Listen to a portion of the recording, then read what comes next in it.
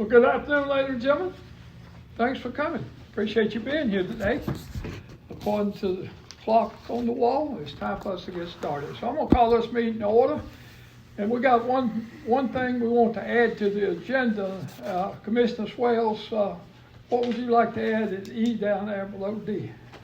I'd like to add that we have a brief discussion about the, Retreat. what is it called? Retreat.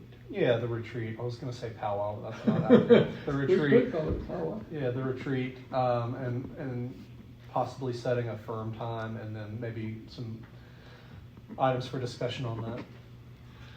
Good deal. Do I have a motion? We add that to E down here. Motion to add when we're thinking about a retreat coming up. Do I have a motion? I'll make a motion that we add to E under items for discussion, planning a retreat. Thank you. Commissioner West makes that motion. Second? I second the motion. Thank you. Dr. Michelson makes a second. All in favor? Okay, we'll add that, put that under E down there. When we get to E, we'll add and talk a little bit about the retreat. The commissioner's been talking about trying to get off and have a retreat and sort of planning for 2021 and some topics that we need to look at a retreat. We try to have that every year, and so far we stayed in the county somewhere and it was very productive. Spent a half day or a whole day talking in terms of the business of the county. So now we got that added onto the agenda. Hope you picked up one off the table back here. And next on the line is invocation and pledge. For people that had not been here, we always start off with invocation at the commissioner meeting, and we always pledge allegiance. So please stand. Commissioner Wester will lead us. Let us pray. Heavenly Father, we thank you for this day, Lord. We thank you for the opportunity to come and do the business of our great county, Lord. Lord, we thank you for the rain that you've sent our way. Father, I ask that you would just be with us as we go through this meeting, Lord, that you would provide us the guidance and wisdom that we need, Lord, to take on the business of this county, Lord. Father, I ask that you would just continue to look over this county and continue to bless our county, Lord. In your name we pray. Amen. Amen. Well, here's a flag. I pledge allegiance to the flag of the United States of America and to the republic for which it stands, one nation, under God, indivisible, with liberty and justice for all. Thank you. Please be seated. Now we'll get right into public announcements, public comments. And actually, we do have one person on the comment list there to have a discussion about that. Do I have anybody else that would like to make a comment to the commission? Hearing none, Mr. Larry Brown, please come forward to the podium here. We appreciate you being here tonight and tell us what's on your mind. The condition of the road I live on. Yes. How many of you guys, if I could get one question, how many of you guys have been here for over 5 years? Show of hands. Okay, all right. The house that I live in is on 211 Mountain View Drive. I live about halfway down the hill, and when we get rain, the road washes out, okay? We get big ditches. Last year I only had one school bus. I've got 3 school buses that run up and down the road now. Coming down that road, 3. Back in April, we had all the heavy rain. All of the gravel on the road washed away. Now my driveway, my house is on a hill. I've got a paved driveway. I've even got a berm in the driveway or a drainage ditch. Water comes down, it hits the drainage ditch, and there's so much water that comes off that hill, all it does is white caps the water, okay? And it goes, anyway, the road washes away. 2 houses down the street from me on the opposite side, all of the gravel washed down into their ditches, okay? The county, you guys sent a repair crew out there, dug out the ditches, and then you put a berm up. You've got the culvert where goes under the driveway, you've got that. They went and stacked rock, rip-rap rock. I'm a fisherman, I go by there and I want to throw a crankbait at it. You know, I mean, it's funny. It's not what needs to be in a neighborhood. Right, The road needs to be paved. Now, I've done a little research. I talked with John Phillips, who is the county engineer. I guess you all know him. very much. He tells me that all the money for 2020 is gone, or spoken for, let's say that. Okay, 2021, according to him, from the state, and I verified this with the Georgia DOT, Right. there's $554,000 that you guys are getting to repair or maintain the roads. Having found that out, I wanted to know from John how a road gets selected to be paved. right. And he said that the county manager is the person I need to talk with. Called Miss Thompson. Her and I spoke for about 45 minutes, had a long conversation. Right, And the reason I asked you how many people have been here over 5 years, her statement to me is there has not been a road in this county that has been paved in 5 years. Now, you guys, it's your responsibility to upkeep the roads, and I understand there's a lot of gravel roads. There's 200 paved roads, there's 200 gravel roads. But in 5 years, you folks have not allocated money to pave not one road? I don't understand that. I thought we paid for it. And let's clarify, we have not went from dirt to paved. That's without the exactly, that's exception- exactly, with the well, that's exception what, of that freedom. was the question that I asked you. Or when- We have not taken a dirt road and made it paved. Okay, Her and I, when we had our conversation, we talked about blacktop, or that's what she said that you guys use. Okay, I grew up in rural Cobb County back in the 60s and 70s, okay? Back then, Cobb County was a growing county, had the same problems that you guys have got right now. Right. Not enough money. right, They came in, they sprayed the roads, they packed the road, they sprayed it with tar, then they put pea gravel down. And once the pea gravel was down, they went back with a roller and rolled it in. right, That did a great job. It worked in Cobb County, it'll work in this county. I mean, the dirt's dirt, okay? right. After I got off the phone with, Beth, I also got to thinking and got on the internet and did a little research. When they repave roads now, they go and they grind the roads. And they take all this refurb or used asphalt, whatever you wanna call it, and they take it and dump it somewhere. And there are people out there that sell this to put on farm roads and stuff like that. If you were to take that type of material and put it down and pack it in, I'm not talking about just pack it in and drive off. You're going to have to take and roll it. You're gonna have a roller to compress it into the ground and combine it. That's another alternative. We as a county, and I sympathize with the amount of money that you got to deal with and the roads that you gotta take up, you know, and you gotta care for. But how much money every year of this $564,000 that the state has given us, how much money do we spend? How much of that $564,000 is bought and paid or buys gravel, and then the gravel winds up in a ditch? And they come in and clean the ditch out and they haul it off. That, really, come on, I mean, there's got to be an end to where we can do something to make the roads in this county better. Right. And, I'm volunteering my road to be one of the experimental roads for the tar and gravel, okay? So anyway, that all being said, I guess that's all I've got, other than the fact that I do appreciate your time. Now, all of the things that I brought in front of you guys to look at, take a look at, maybe you guys have got a better building or road construction type background than I've got, because I don't have that. But when I was working before I retired, when I at the end of my fiscal year, I sat back and I looked at what I had accomplished for that year. Right.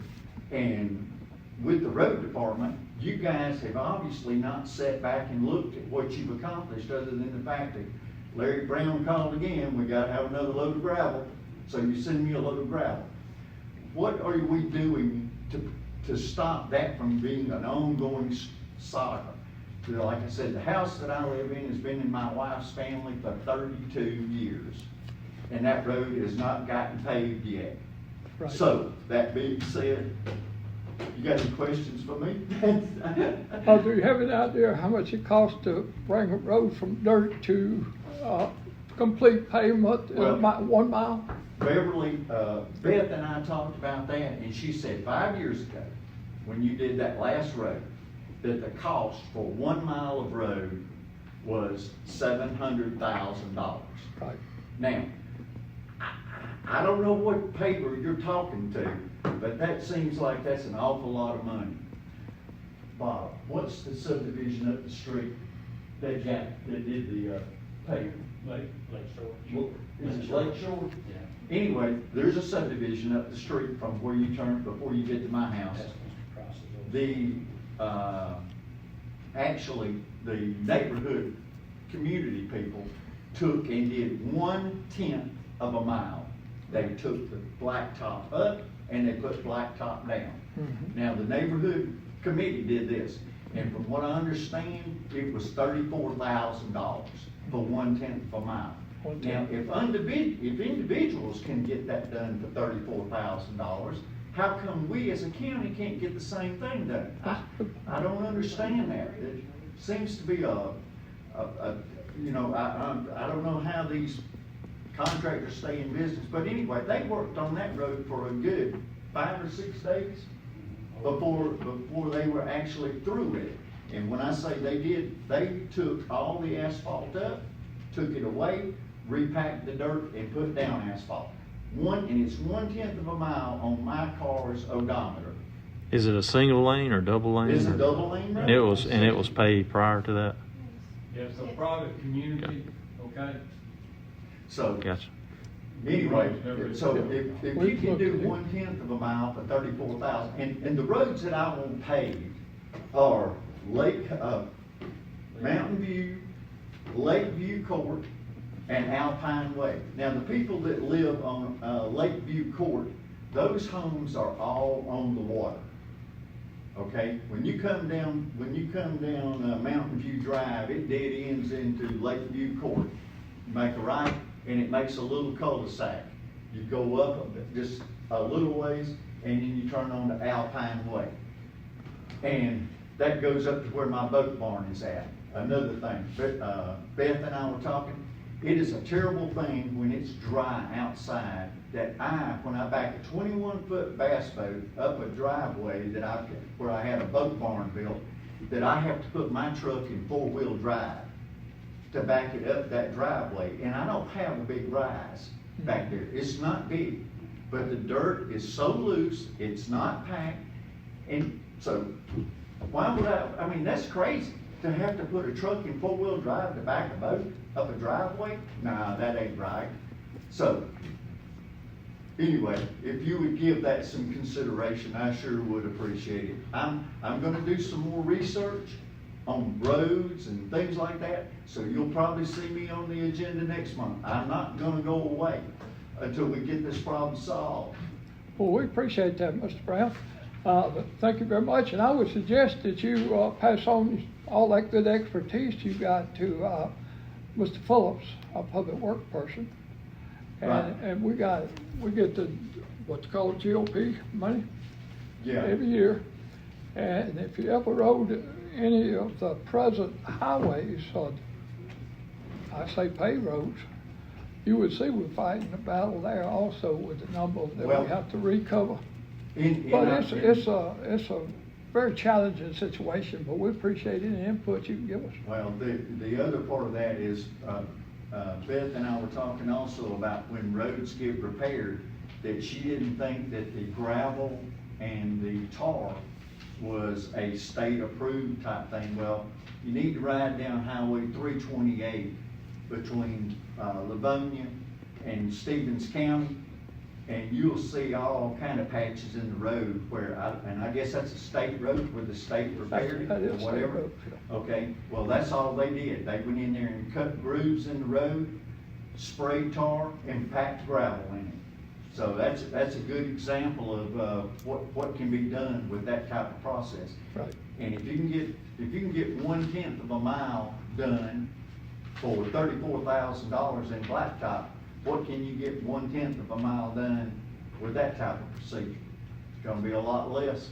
And I'm all for you guys. I know I did your budget for this year, or the taxes for 2019. The county took in just a little over $7 million. That's a lot of money to pay out all the employees and everything you got. But guys, sit back at the end of the fiscal year and take a look at what did I do? What did we accomplish as far as roads? If I were one of you guys and I was sitting there and I'd been in position for 5 years and I can honestly say I didn't pave the first road, I wouldn't think real highly of myself. I really wouldn't. So, I'll throw a little point out to you. okay, If you had the vision a little over 5 years ago, where the roads was at in relationship to now, you would say, hallelujah, great job. oh, So well, you gotta know where you start and where you at. So I see where you're coming from, but I think these commissioners here does exactly that. See how well, we can. like I said, I'm new to this county. Right. I'm new. I Right. don't know any of you guys.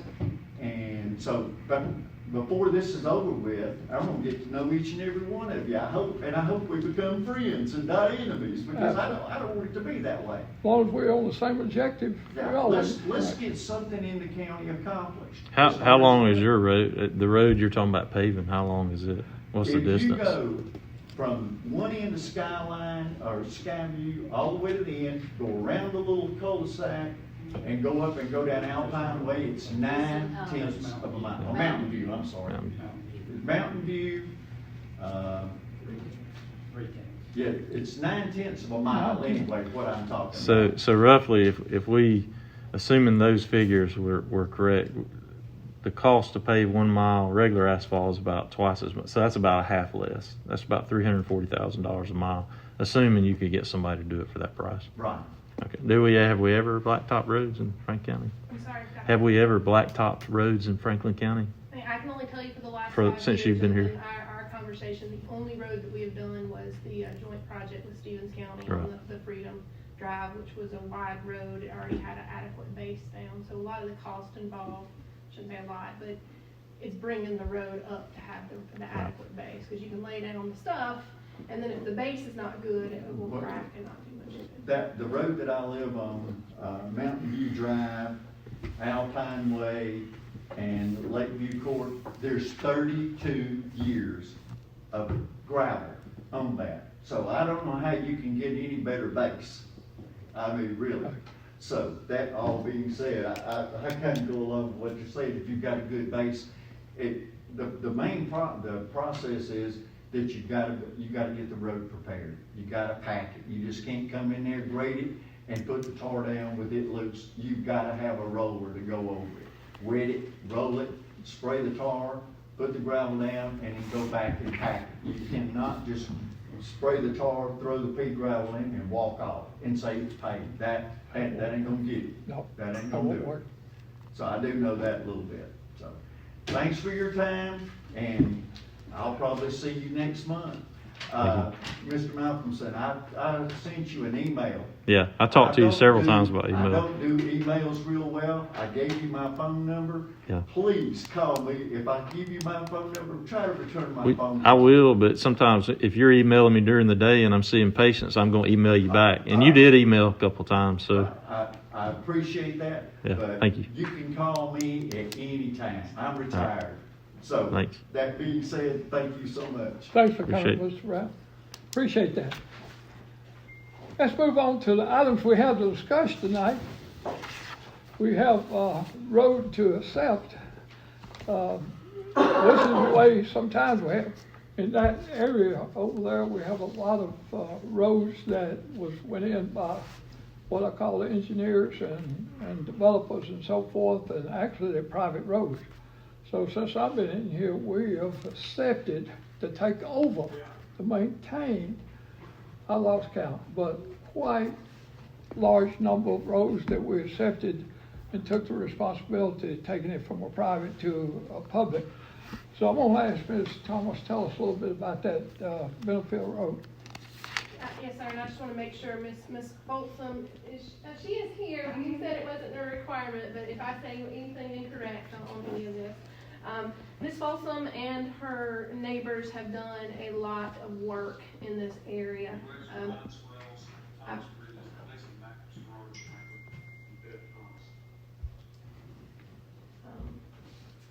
I apologize, we are doing this Zoom and it's still a new process for us, but Ms. Folsom and her neighbors have done a lot of work in their area. Like many roads in Franklin County, these are private gravel roads. They have put a lot of work and put loads of gravel on it. They have had contractors come in. And the biggest part, I think for years now, it may have been the first year I was here that we started talking, for years now, Ms. Folsom has been working on getting the necessary documentation easements related to this. You guys have been handed a map, and what the citizens are requesting is that Benefield Drive all the way to the blue turnaround spot. I'm not sure if I'm saying this right, Soares Road, Soares Drive, and PJ's Inlet through to the blue turnaround drive be accepted as county maintained roads. They have provided all the documentation. Our county engineer has verified that we have all property owners in this area, which is one of the main hindrance of accepting a road, but we have all the documentation. He has met with her out there, and the roads are in good condition thanks to the work that they have done on it. Therefore, the staff recommendations would be to accept the roads and begin county maintenance upon receipt. That's already scratched out because we already have all the additional easement documents for the turnaround. So at the Monday, September 14th Board of Commissioners meeting, I would ask that you guys consider to take these 3 roads on as county maintained roads. And Ms. Folsom, did I say anything incorrect in that? Not at all. Okay. Not at all. We appreciate it. Ms. Thomas, we're talking about the one you got drawn off in yellow there. How Yes. about that road to the side there that's not included? No, Tracy's trail will remain private. Okay. It is not in this request to take remain over. private, we don't have permission there. Right. Okay. Any discussion, any questions you want to ask Ms. Thomas? We'll be taking it from ditch to ditch. Yes.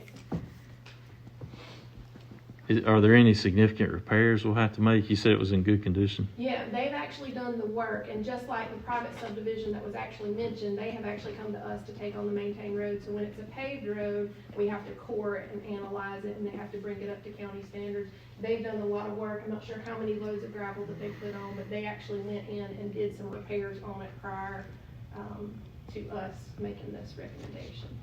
Does it meet the state requirements as far as the width? from ditch to On ditch? this road, it does not. It's just ditch to ditch. Ditch to ditch, okay.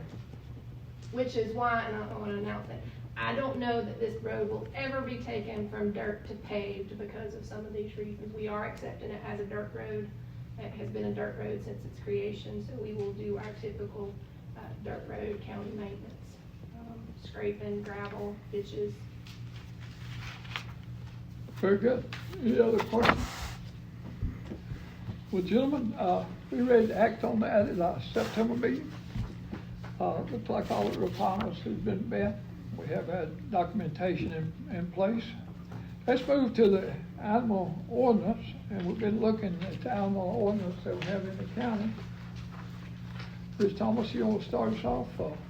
Actually, Mr. Chairman, this is Dr. Mackinson. I don't have very, I think it would be more Dr. appropriate Mackinson? for him to speak. Yeah. Thank you, Mr. Chairman. This proposed animal ordinance is needed primarily to improve the welfare of animals, domestic. And that mainly, when you talk about domestic, you're usually thinking of pets, but that can also include farm animals, animals that are kept for breeding purposes, and to improve dog control in the county, although it affects all animals.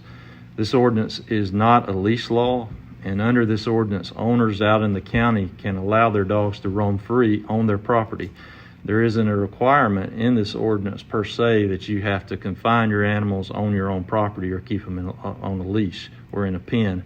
However, owners would have a duty to keep their animals on their property, and when they're off of the owner's property, they would need to be either leashed or under the direct control of the owner, and the owners are responsible and liable if their animals leave their property and threaten or harm other people, their pets, their livestock, or other property.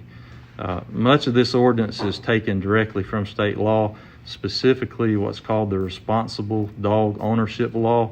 It's taken from Title IV of Georgia state law. When I looked at this initially, it started with Hart County. Hart County has a very similar animal ordinance, but although their ordinance is similar to this I found a much better and more expansive, more thorough, more concise version, and that's this version right here with some changes. State law has some very specific requirements for how local animal control officials designate dogs, for example, as dangerous or vicious, and then how those animals have to then be confined when they've been classified as either a dangerous or a vicious dog.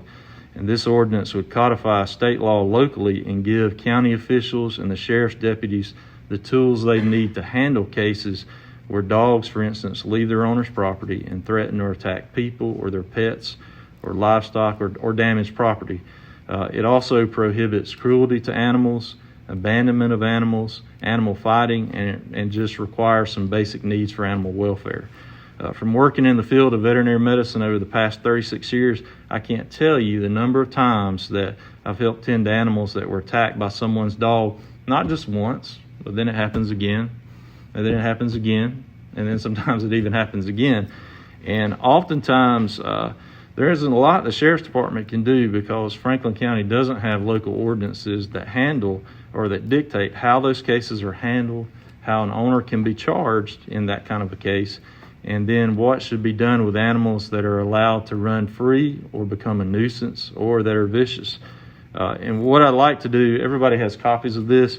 I'd like to take time for the next month to circulate this among the veterinarians in the county, the animal shelter, the board, because the animal shelter would need to work even more closely with whoever we designate as our county animal control officer. And then also the health department rabies control officer, because this ordinance also codifies state law that deals with how you handle rabies cases or cases where dogs bite people. And then after we get some input and maybe some revisions, then look at a first reading in October and then present it for a vote maybe in November. Y'all have questions about I had so a far? chance to review most of it, and I think I'm glad that you took the lead on it. It's been something that I've thought of quite a bit, and I know the same type of cases that you're talking about where it would encourage people to take more active ownership over their animals. And there are some people that, it's been my experience, they won't do it no matter what, but at least then we have a definite process by how we're going to handle those cases and even have the ability to charge those folks when they're not responsible, especially if they have a dog. We had a case, I think, in the last year or two where these dogs had run rampant over this neighborhood up and down this road for a long period of time. And there had been numerous cases where they attacked people or threatened to attack people or attacked and bit their other people's dogs and cats and killed them. And yet this just went on and on and on. And so we were kind of, tried to negotiate with the people, and I'm sure the sheriff's department did too, but it never really got anywhere. And this ordinance would have prevented some of that, would have cut it off at the source and had given the sheriff a way to handle that. And it also, in those cases, particularly with a vicious dog, they can impound that dog. And that's important to remove that dog. And I know if you don't have specific legislation for that, that may be hard to do.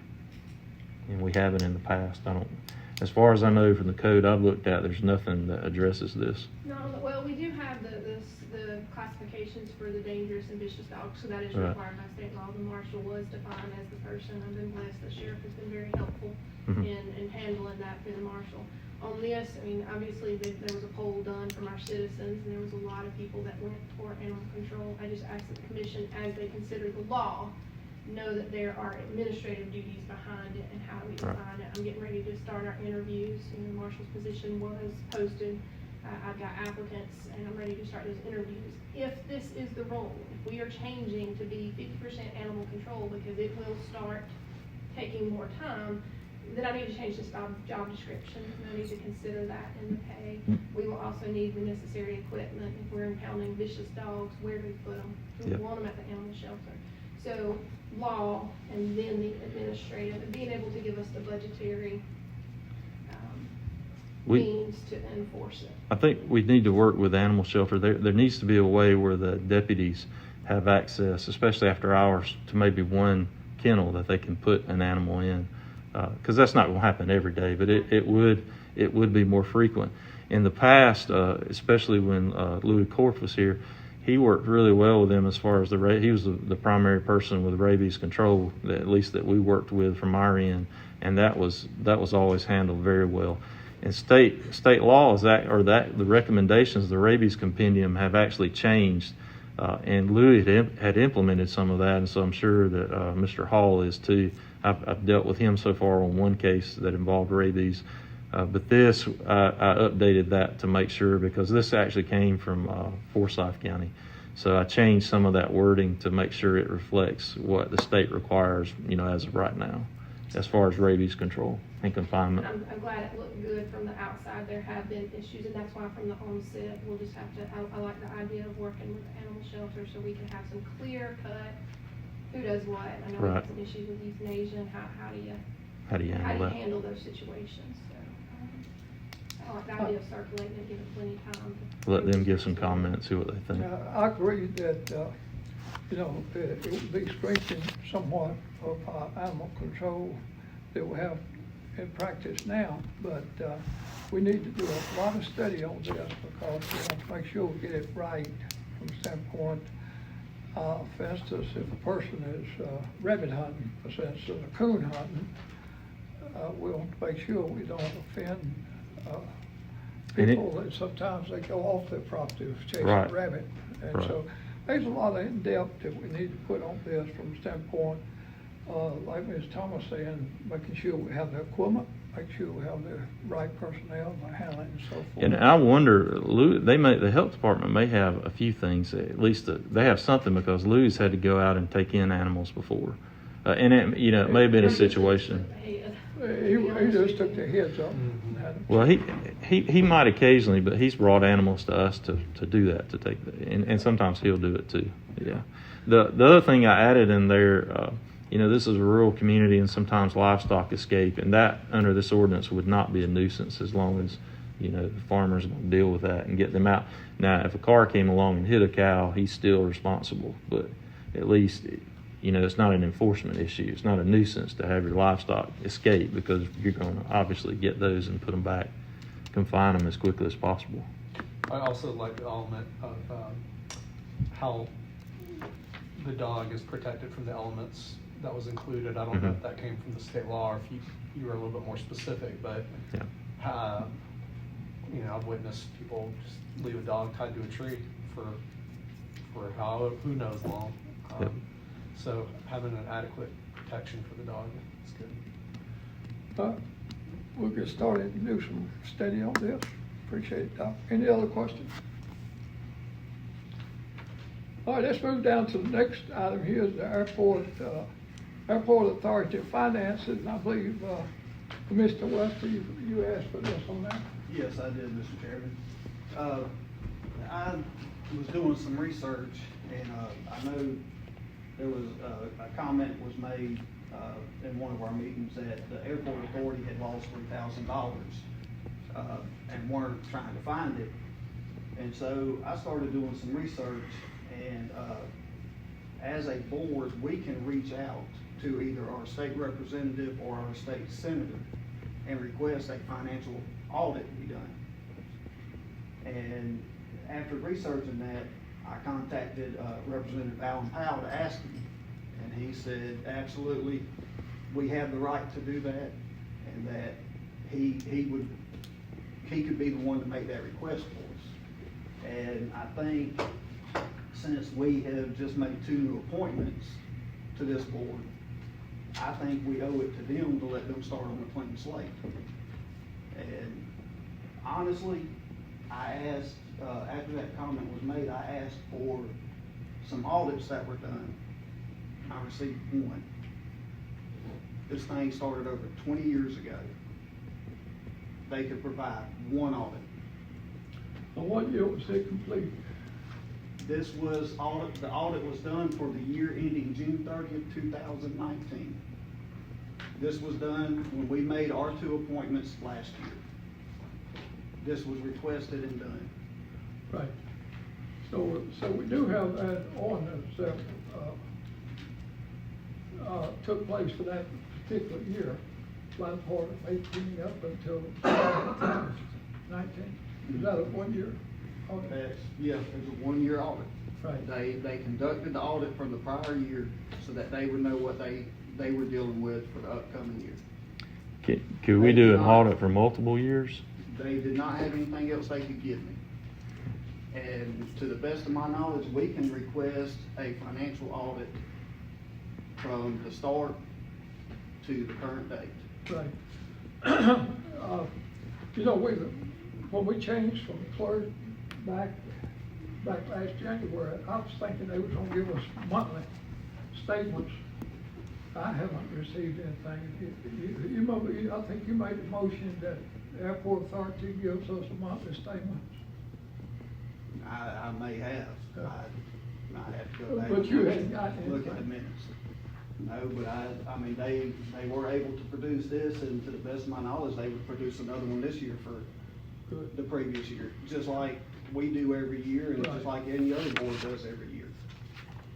Well, I like that idea, and I think we have the power as commissioners to ask for an audit. We might want to broaden that thing and see exactly how the airport brings in money. You know, how they accumulate money. And Stated right in they there. should be able to tell us in that. It's stated in the audits where they bring money in. Right, So, I mean, it'll answer everything right there. okay. So But- we'll add on that September meeting then. I would love for us to take a vote on it in our September meeting to request Representative Alan Powell to request this financial audit be done, Good. whether it's a forensic financial audit or whatever it has to be called. Good, But I would like to see that done so that our 2 new appointments right. are starting on a clean slate and they don't have to worry about what's gone on in the past. Good thinking, good thinking. Um, Any other questions for? Yeah, I'm in support of this.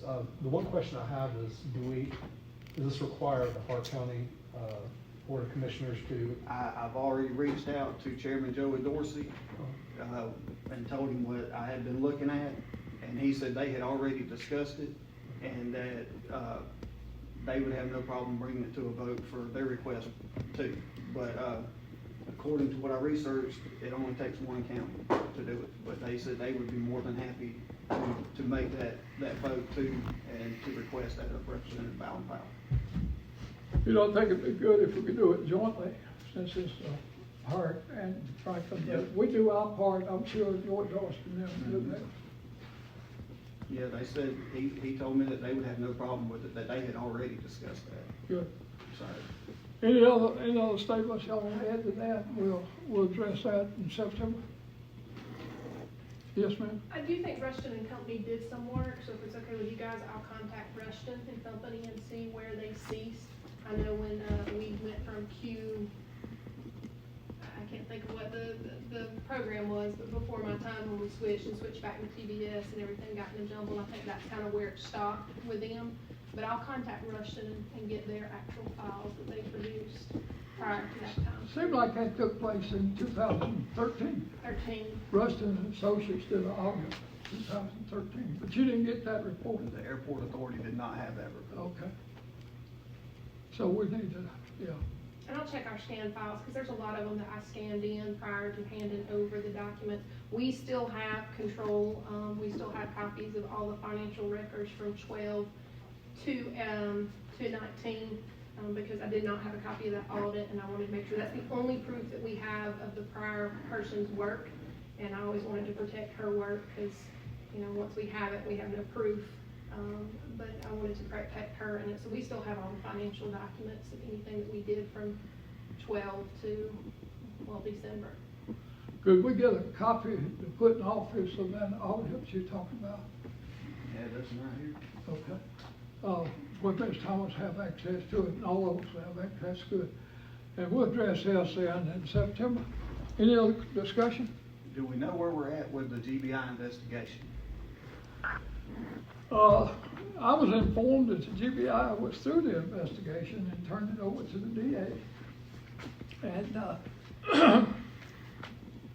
I did not hear back from the DA when I asked him, was he going to release the findings and let us know where the investigation was at. He did not respond to me. So, I think that's a good question. Where is that at? I think we all need to know exactly what come out of that. Can you send a letter on our behalf and ask him, even if that for some reason he's not willing to publish that publicly, if he can give us some information, even if it has to be confidentially, so that we have some idea of where that ended up, because that's important for us to know. Very important, very important. So why don't we look at the September meeting also, if we don't have any information at that stage, to ask the DA to please give us Or some sort of report. give us a report. I know a little bit about law. I know they can't divulge charges and so forth because it's got to come to a grand jury to get the charges. And if I know I'm correct, the DA may be hesitant to give us anything because it might change what he was planning on. Well, at least he ought to tell us where he's. He could at least tell us if he's going to pursue or Right. not. He made And I pretty think strong we need to know indications. He made pretty strong indications that essentially drove us to make decisions ahead of when we wanted to. I feel like he owes us some sort of Absolutely. explanation. The email we got, we deserve to hear. So let's take care of that at the next meeting. Now, y'all have to excuse my voice. Some reason or other, it just disappeared on me. I asked around. Our clerk's got one strike against her. She didn't have no mint. Oh, you got a mint. I asked the wrong person, didn't I? You need to call We for take it. care of each other. Thank you trust me. so much. Just squeeze some hand sanitizer on it. Hey, Get down there to you. I've been on, actually, I'll throw this out. I know why I'm voice. I've been on the phone all day, talking to the senators. I got a teleconference tomorrow with, Senator Kelly Lofton. You know, that information we got from about the Corps.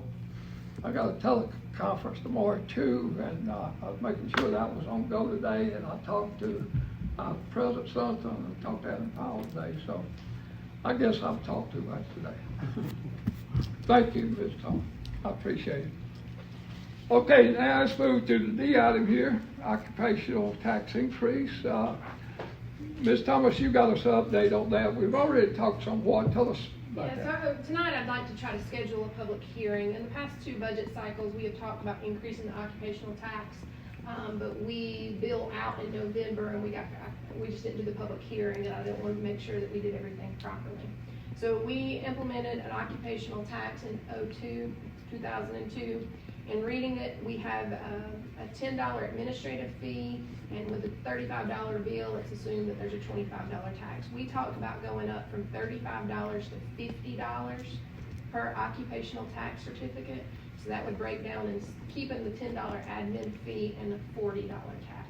In order to go up on that, we have to hold at least one public hearing. So I'd like to try to get that on the calendar. It's a minimal increase, but there was a lot of work done this year to really go through what tax certificates that we have, a lot of personal phone calls trying to get all the files cleaned up, and this will help us keep that process clean and going. We have a lot of items on the docket for September the 14th. We have 7 planning and zoning items between 5:30 and 6. I don't know if you guys want to come in at 5 and go ahead and have the occupational tax public hearing, if you want to have a special meeting, or if you want to hold it off till the end of September. As long as we do this and then you can vote on it prior to us issuing bills out in the November time period, I'm good. But I'd rather not forget it this year or not pursue it. It will help us in So, that. excuse me, you saying, I think that's a good idea, come in at 5, cover that. And then in October, or the next official meeting, we could decide what to do after the public hearing. Does that sound okay? That's good with me, and you can actually vote on September 14th. About 5 o'clock rather than 5:30, and just take care of all the public hearings. Have you always already advertised about the zoning? The zoning, yes. So it has to be at 5:30, that part of it? Yes, Okay, it all right. does. And we can move our meeting back, you know, since it's a regular meeting, we can move our meeting back from 6 o'clock to a later time period, if you wanted to do that, but we cannot change the planning and zoning. Well, if we leave it at 5:30, planning and zoning to get in 7 there, we could do what we've done in the past, just keep going till everybody gets their say-so.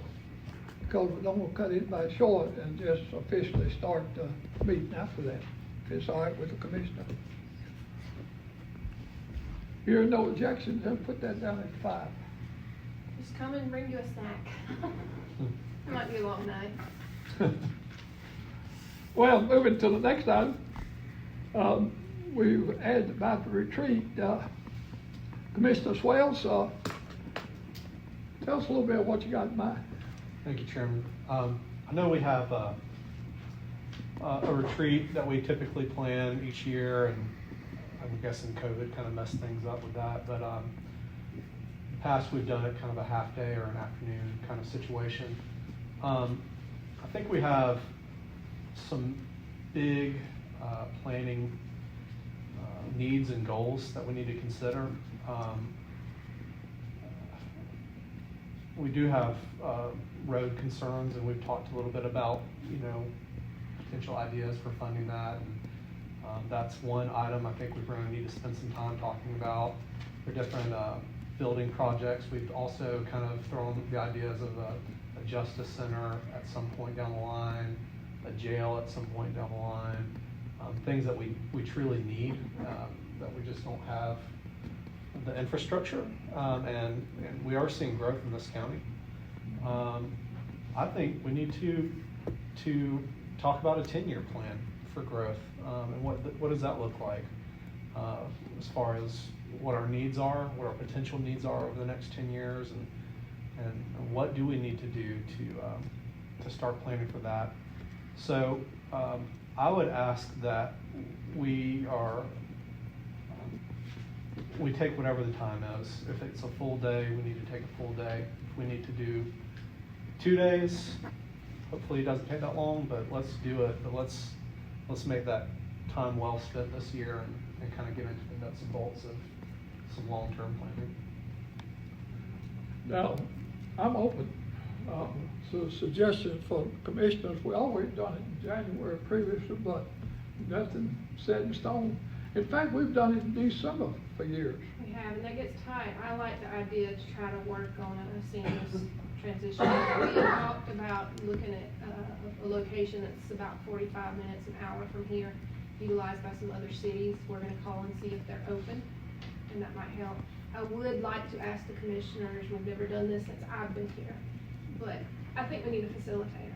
I know my strengths and weaknesses, and as bad as I hate to admit them, I talk too much to be a facilitator, and I'm too loud and abrasive, and you know, like to give my ideas to be a completely independent facilitator. So I would like for us to, I know UGA is not doing in-person yet, but maybe we can find somebody that can do in-person facilitation to make sure that this conversation stays on task, and we end up with the product that we want at the end of it. I talked to Courtney, and he's the mayor of Livonia, and he said that they used, I believe, somebody from GMRC. He said they did a really good job. I want to say they did part of a whole day. I don't know if they even did a whole day. I can't remember, I talked to Charles, you know, a while back too, and he said the same thing, great results. They loved the location as well, but that was, I can't remember if it was right before COVID hit, you know. It was in February, I believe. Yeah. We've used them for the City of Royston downtown development. And usually it's like a 3-hour deal when we've worked with them. And they typically limited it to a year at a time planning. But I agree with you. I think someone that works with municipalities or counties would be helpful. GMRC would be a good option if they do our 10-year comprehensive plan. We just updated that, but with all the changes coming down the line, there's no harm in taking it again and making those revisions. I like UGA better, but GMRC, they know us better. So we can look and do the research on that to see if the location's available. If y'all have any other suggestions, I know what the city of Livonia used. You know, we'll be limited to see who's actually doing what during this time period. So if y'all have any other suggestions, what is recommended is it's within driving distance for you guys, but far enough that you can't make the, oh, quick, I got to go do X, Y, Z. Make you feel like, you know, you're here, you're focused. So, I like that idea. Let's move forward and, Ms. Thomas, see what you can get lined up, and we already have a plan in stock. We review that and then have a facilitator. And meantime, I think we need to feed ideas to Ms. Thomas. Feed ideas that y'all would like to talk about during the retreat. We talked a little bit about that with the code update. Yeah. But we need to really look at the code that says how we conduct meetings, because there are a few differences. We don't do exactly what the code says, and we need to conform to, That'd be a good or time. change it if we want to. Right. I think there was several things that you guys have already emailed. Just also give me with the dates. We're gonna be getting into the, who knows what the holiday season looks like this year. You know, I'm so ready for 2021, but, if y'all can let me know, block out some dates, what you can and cannot do, because it will be important for all.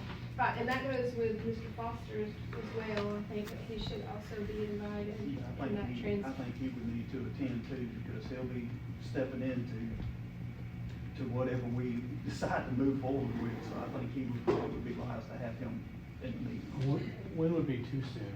Like before December, would that be too soon? No, I don't think that would be too soon. I know, he has to block off his schedule for the second. So he has new commissioner training, so we know we can't overlap that.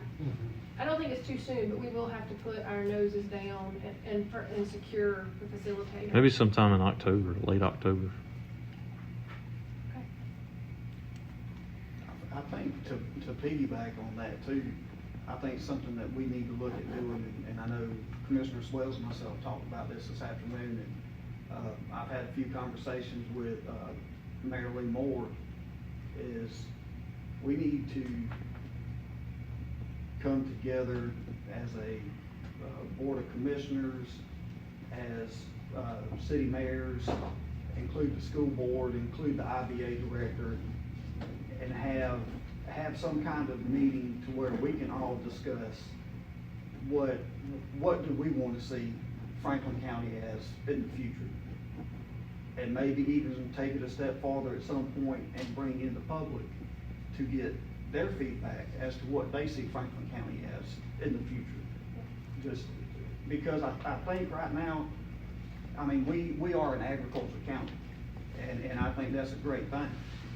But I think we also have to stop and start looking to what kind of industry do we want to bring in? What kind of businesses do we want to try to bring in?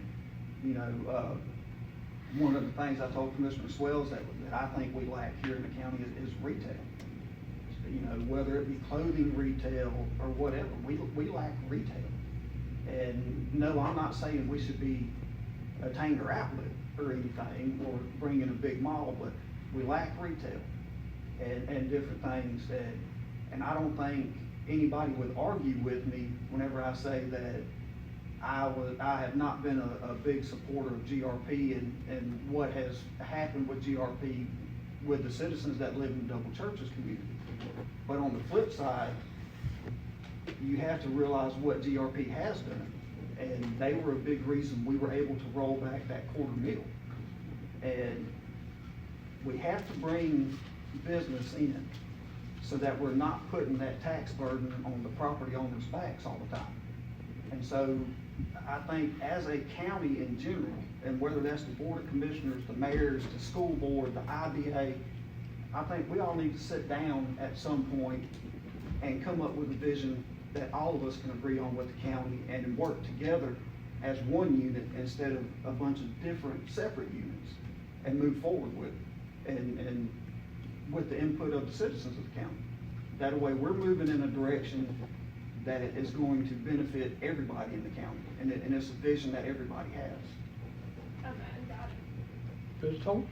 One thing I will send to you guys, because one thing that we often forget that we actually do have is that 10-year comprehensive plan. It has everything that you're talking about. We ask for citizen input. Unfortunately, we don't always get it, so I think we have to be creative in how we get that now. People don't come to public hearings. But I will email that to all of you guys so that we can see, and that may be our baseline. We may say, read it and say, we want to focus on this, X, Y, and Z, and if we don't, let's scratch it out. But I'll email all of you guys a copy of that comprehensive plan, so we'll start. That's what the state makes us do. Right. To be qualified as a local government, you have to do that stage. But that's what we put together. Yeah, actually, Yeah. and it's a joint, so it's a joint comprehensive plan, so we have our part, each city has their part, and so it's this whole overlay of what does Franklin County look like, what's our mission, what is Royston's mission, but it's all in a comprehensive document. It also lists out our work plans, our short-term work plans, and our long-term work plans. If it is not on that document, we cannot get certain funding. So you can't go to DCA and say, hey, I want to build a justice center and I want to get community block grants or whatever. They're going to go to your comprehensive plan and say, did you think about it? Are you doing this on a whim? And so we'll look at those work plans as well. We just did this in 19, that's when it was due, but I think that it kind of we hit the mandatory deadline, but now that we're focused on it, we may have a better product if we do it again in 2021. Back in February, the school system, they had an educational retreat, and they talked about a lot of that, the One Franklin idea, where the school board and the cities and the county are all united together, with some overall common goals. But I just know since I've been on the board, we've never had a joint meeting with everybody. Yeah. And just trying to work through and all be on the same page together at the same time.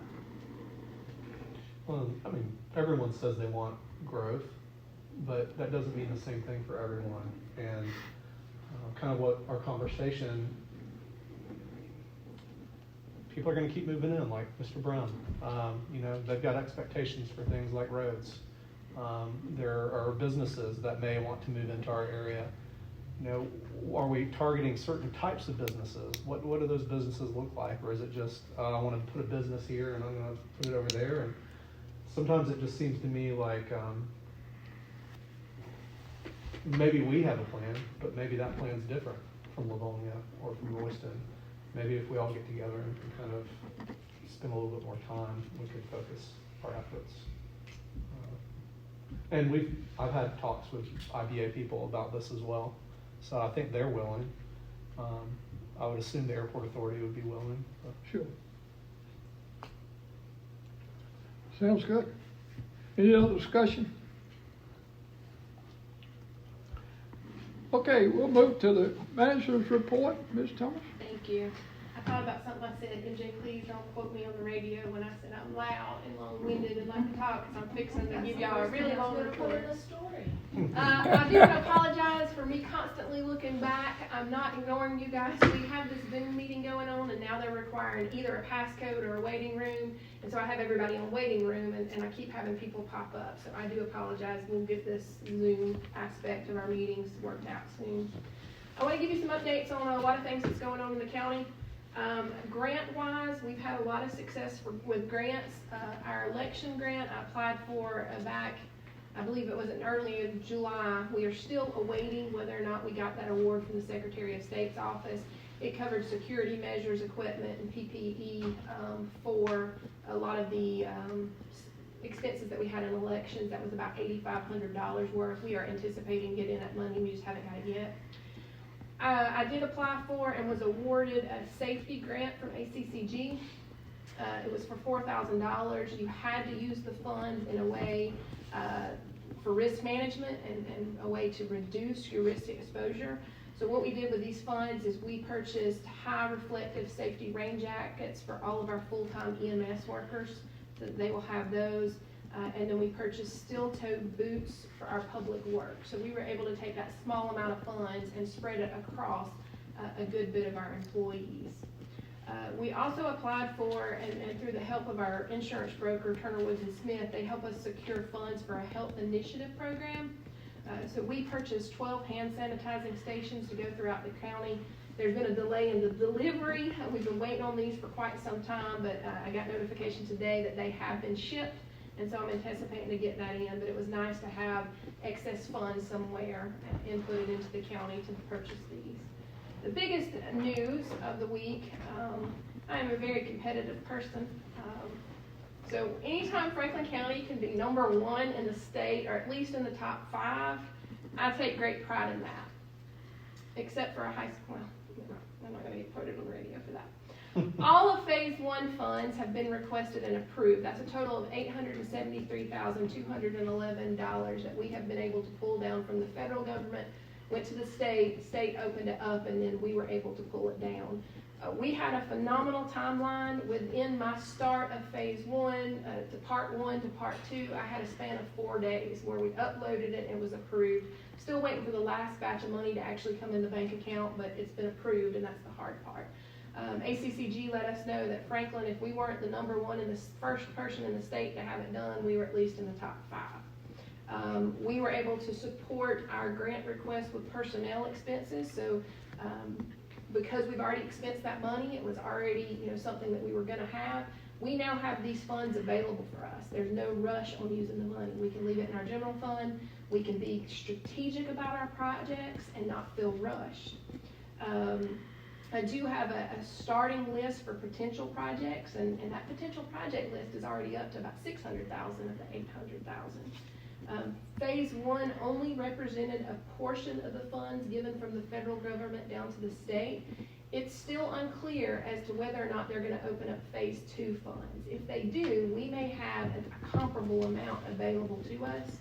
So as we think about these projects, there's some that we may want to act on now, but there's some that we may want to wait and see if additional funds become available. I don't think we'll have as easy of a time as we did last time to get it, but that's very good for us in getting that money.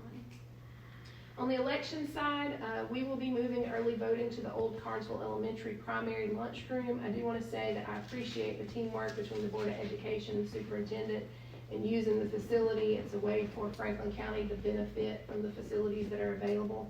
This will provide us a more spacious room for early voters. In Georgia, you have 3 weeks plus a Saturday voting.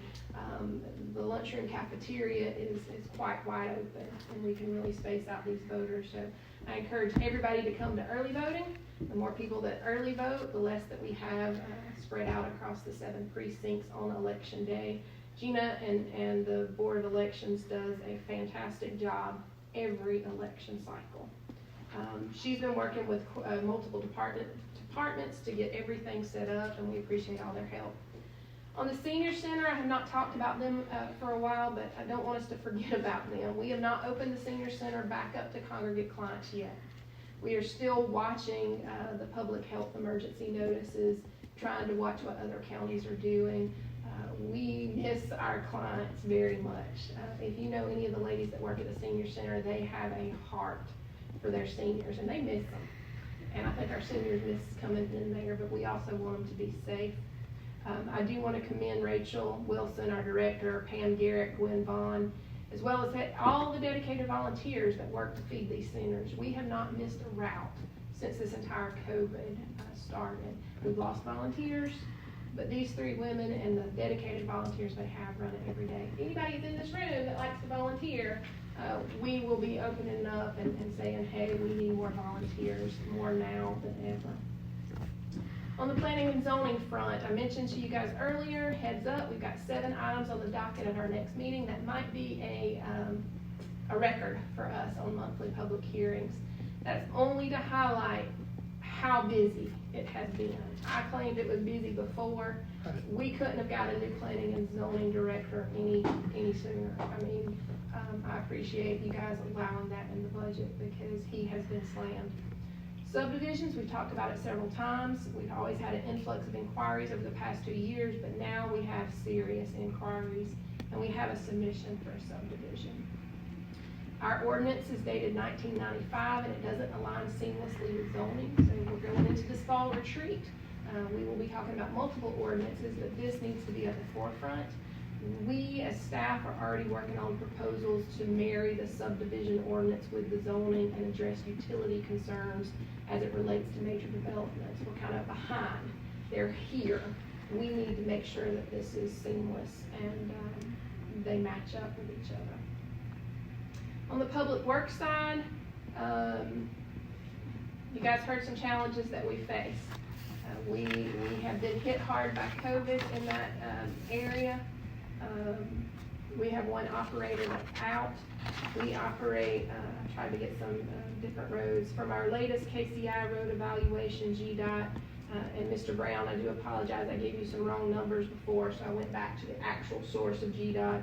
We have 447 road miles that GDOT considers. There's a few more that don't really, we've accepted and they're not on the list, some old ones. Dirt roads are about 172. It costs a lot to maintain these roads. Good news is we held a state transportation improvement program meeting. It was a joint meeting with GDOT and then all of our municipalities. There are many ongoing projects and GDOT continues, the state continues to infuse money into Franklin County. Y'all seen how many bridges they're doing? They've got that many more bridges that are going to be done over the next several years. Unfortunately, the LMIG budget has been cut. So we rely heavily on that LMIG budget to help with our resurfacing projects. So while there are plenty of roads that are residential roads, every residential road you have to take a main way to get there. Whether it's in Gunlog, you take Poplar Springs. My road, you take Stonebridge. Every way that we go home, there is a main thoroughway. And we try to use those LMIG funds to repave, and y'all seen the list. It doesn't go very far. I think last year we might have had 3 roads, and maybe a little bit left over that we could pick up a 4th road, and not all of them are complete. Sometimes we just have to get Girard Road, we had to go until we ran out of money. And everybody asked me, that makes no sense. Why did you stop? Well, you go until you maximize your money, and then when you're out, we can't print it. We are going to see a 12% reduction in LMIG this year.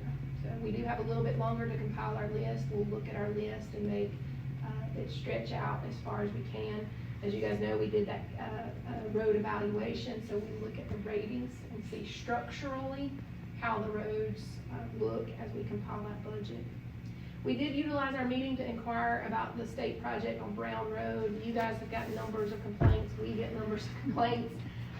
We've been expressing our concerns to the district. The district's been working with the Atlanta office, and finally, while we had them in a meeting, it looks like we may have made some progress. So we have verbal affirmation that GDOT will have the contractor correct the work. We'll stay on top of that.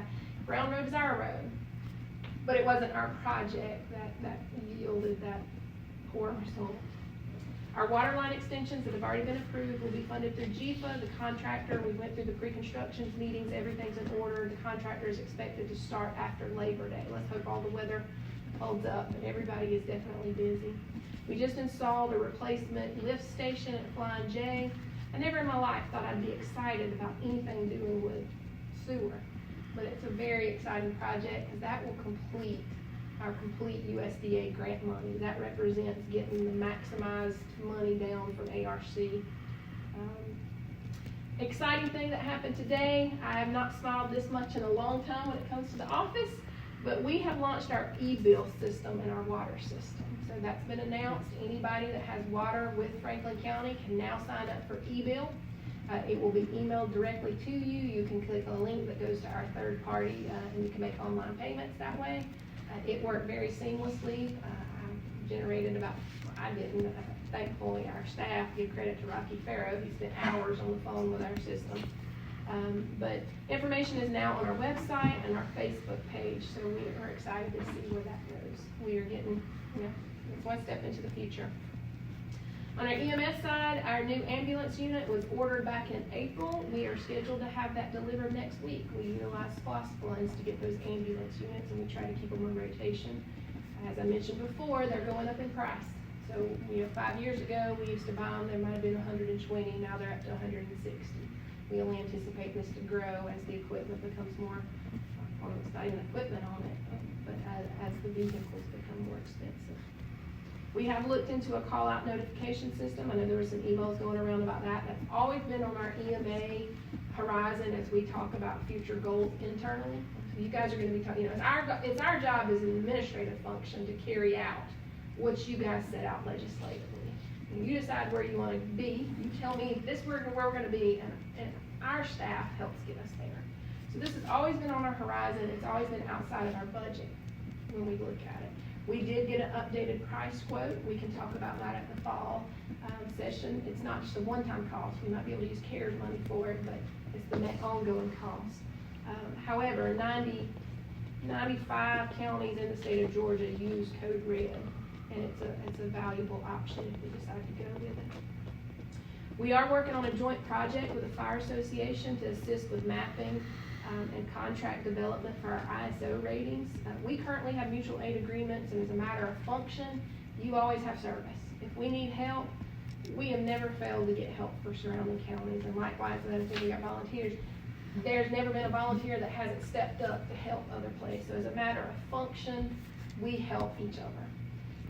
As a matter of ISO, if your maps are not perfect, they do not give you credit for it. And so we're working with a consultant who used to work with ISO. They are in turn working with the ISO auditor to help get our mapping up to date.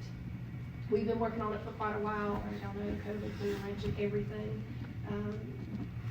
But we are diligently working on getting our mapping correct so we can expand our automatic aid agreements, both internally inside the county and to other counties. Website design, we are looking at updating. Our website design is almost 6 years old, and I told you before, that's an eternity when it comes to technology. Commissioner Malcolmson alluded to our recodification. I want to give you guys an update on it. Our interns did a fantastic job, and they went above and beyond what I ever imagined that we do. I thought it was going to be pretty simple. Okay, you scan, make a database. They ended up reading years worth of minutes and finding a lot of documents that weren't originally submitted to Municode for our recodification or republication process. After they were done with their hundreds of uploads, Municode came back to me and said, look, we're beyond republication. We're in a total new arena, and we're going to be looking at recodification process.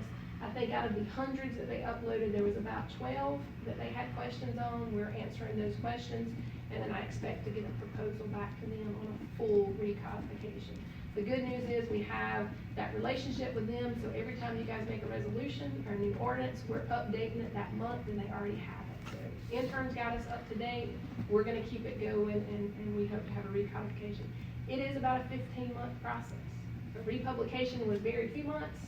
Recodification, getting the state, the attorneys to proof the state codes is a lot longer. Told you guys I talked a lot. That is 2 pages worth. I think I have covered everything, but if you have any questions about anything that I said or that I did not say, just let me know. Any questions for Ms. Thomas? That was a fantastic report. For instance, the interns that we applied and received, we got their assistance, and that type of thing really assists the county tremendous. Appreciate your work there. Saying that, a couple of announcements, just keep the census alive. Ashley is doing a good job. The press is doing a good job. MJ doing a good job. We need to keep that census alive, and I see it going up. And that's what we want, because every person that signs up, it means, what, about $2,300 for the county. And also, that's how they determine your representatives from the districts and so forth. Let's keep that in forefront. We need to get that thing close to 100% as much as possible. And I believe the counters are out in the field now, working on the census. And if you're getting your door knocked on, that means you hadn't done your homework. You need to go ahead and make sure you sign up, sign the census and so forth. Saying that also, it's the time of the year with the ACCG that they are building their legislation that they're going to present to the legislatures. And it's very important that Franklin County has input into that legislation. And it's going on now. I'm sure y'all been getting ACCG reports, and they're doing it viral, but you can give input. And they asked every county to have a voting delegate. And in the past, as the chairman, I've been doing the voting delegates and also attending these legislation meetings.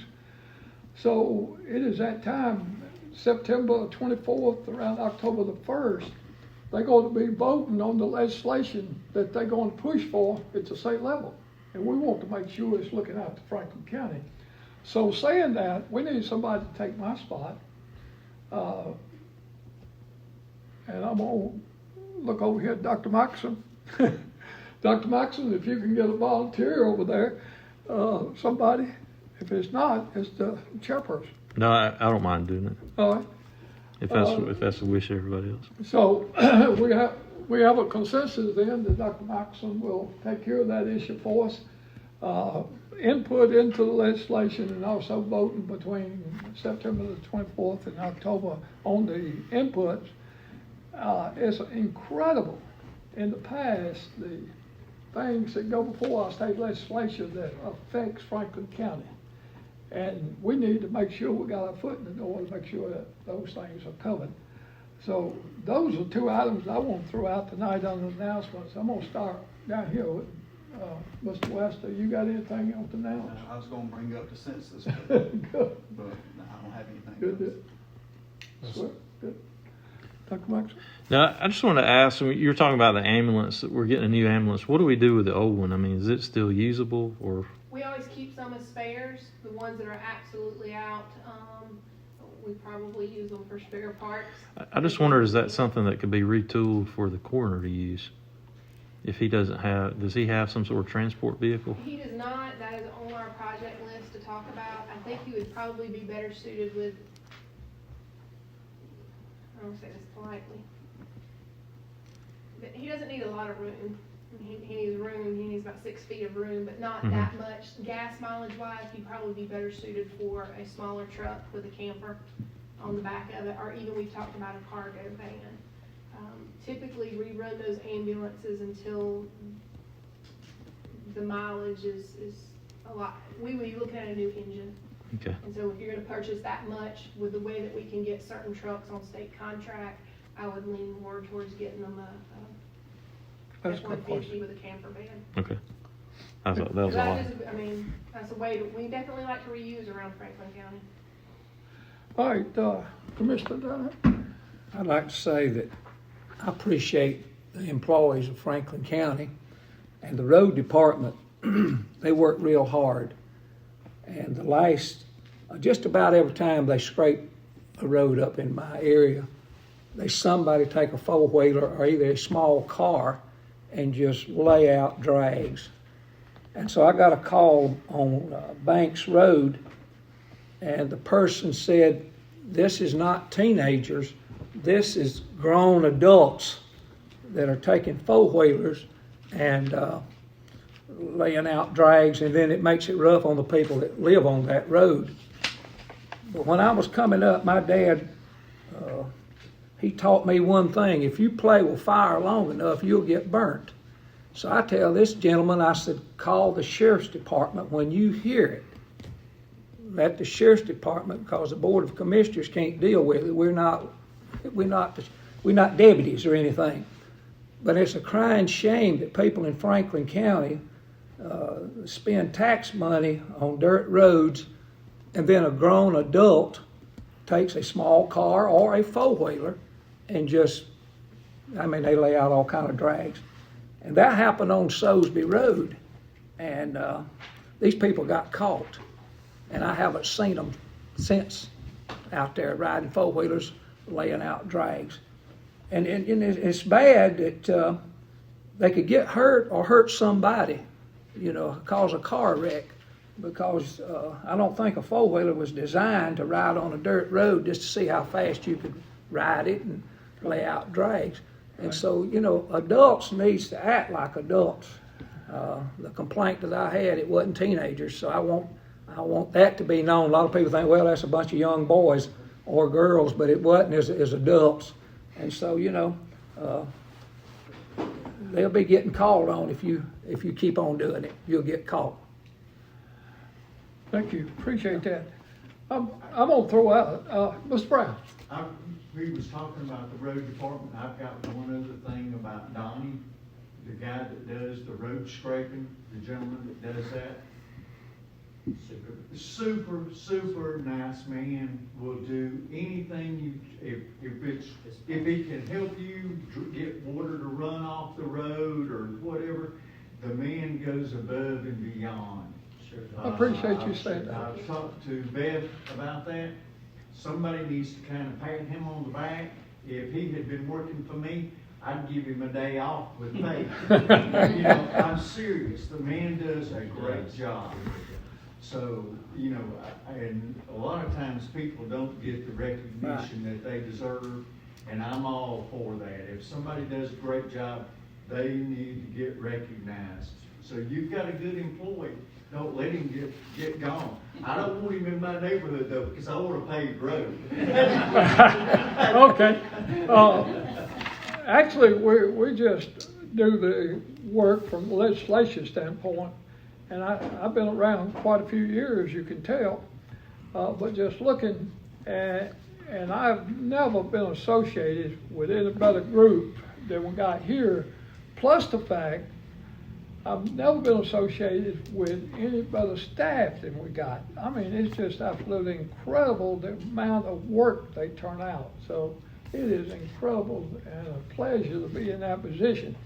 Now, I want to make sure that I do this correct, but it was a request that we asked the GBI or the DA to send us something, to let us know. And I got to thinking about it. Why wait till September the 14th? I think if we have a consensus, and all of you give me the consent, I will send a letter on the behalf of the commissioners asking our DA to send us something. So I'm going to do it in public. Do I have the consensus of all of it? In fact, we will correlate the letter through Ms. Thomas, and we will correlate with you before we send it to it.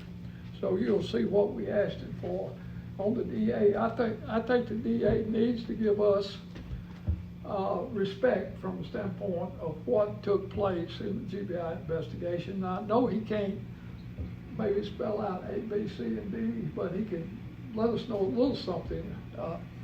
Is that okay with everybody? It is. I think as long as he gives us, yes, I'm going to pursue charges, or no, I'm not going to pursue this. That would be fine. It could be But very I simple. think we need to know something. It could be very simple. Ms. Thomas?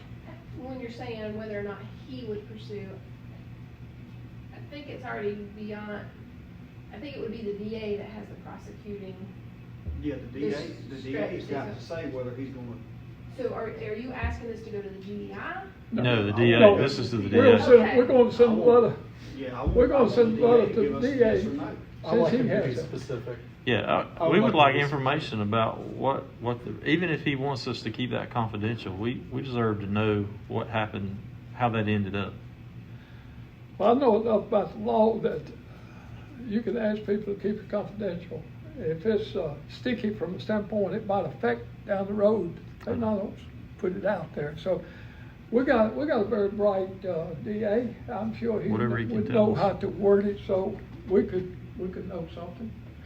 So, Ms. Thomas, I'll get with you and we'll transform a letter and see if the DA will respond. Like I said, he didn't respond to my text. I hadn't heard anything. And I know one or two others around that also asked for it, and I don't think they got a response. So we'll see what happens. Is there anything else we need to talk about this work session? All right, we stand adjourned. Thank y'all.